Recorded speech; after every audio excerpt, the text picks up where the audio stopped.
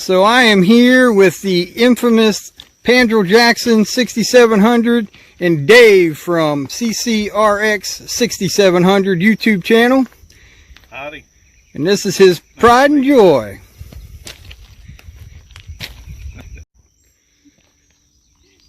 I'll get a nice shot down the side here and we'll check out the cab.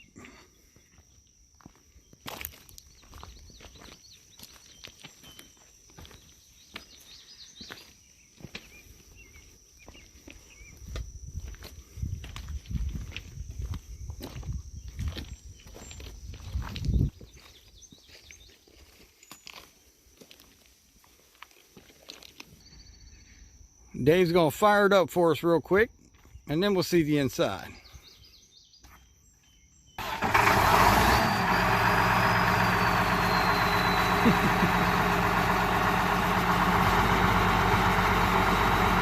right.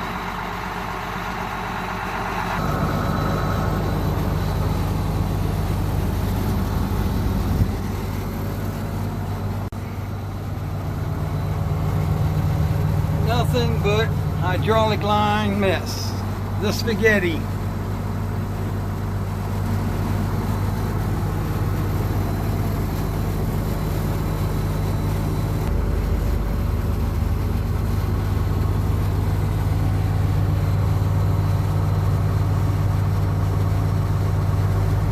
My control box. This here will cause the jack beam to clamp the rail. Pick it up. This is my index, so I can move the machine ahead forward with this green button, and I can move it in reverse with this button, index it backwards.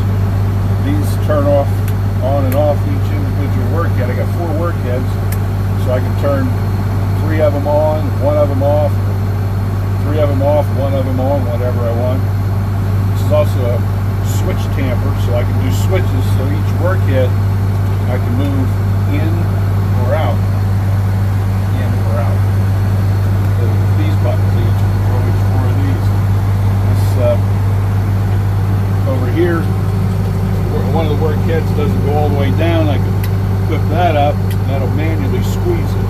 When the work heads go down, the jack beam picks the rail up. The work heads go down, then it squeezes the ballast underneath the ties. And with this over here, I can actually move the jack beam right or left, so I can help line the track. They can put the alignment back into the track like this right here. And this right here is something you got to check every single time before you start, because this manually adds super elevation into the track. So if I'm on tangent track, I got to have this at 0 inches, or 0 inches here, and then these are 1/8 of an inch. So if I wanted to put manually, if I wanted to put, say, 2.5 inches, I put 2 inches here and bring this little dial down to 4. So I'm manually putting in 2.5 inches of super elevation in that curve with this. But I also have a computer that does it for me. I can't do both at the same time, because I have the computer line or put the super elevation in, and I do this, and I'm going to double my super elevation, and that's not what we want. So that's our control box. This is our meter box. These knobs over here control the jacking speed for each cylinder on the jack beam. Like if I put it down to 0, it wouldn't jack at all. I keep, most of them, operators keep around 6 or 7. The jacking speed, that's the speed that lifts the track up. And there's clamps on that jack beam, so I can manually take them down or up, or in or out.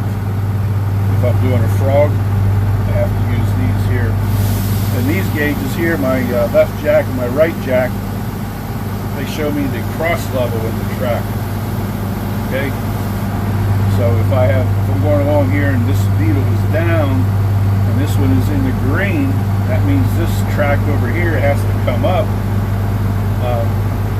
to match the cross level with the other side rail, the right rail. And this is for my liner. So that tells me if there's a deviation in the line. So if the needle will be over here, that means shifted this way. All right, and then we have the same over here for this. This. These two here make the jack beam go forward or back. I also have to use that when I'm doing a frog. This the way it lands. This over here is a mast position light. Out there on a light carriage, that mast will run up and down, so I can actually lift the track up anywhere from 1 to 6 inches, which I don't do that much. 6 inches. My usual lift is 2.5 to 3 inches. It depends on the track condition.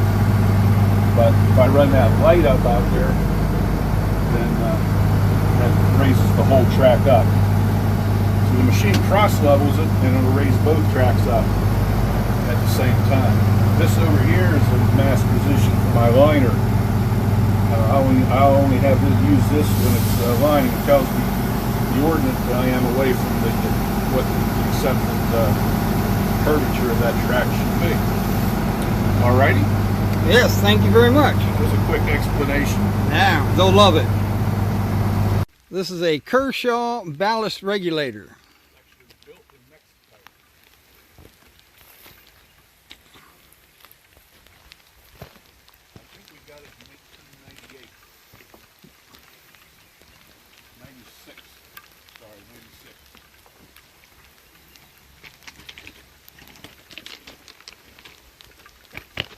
You see the center turntable on there? Yes. Right here. This turntable.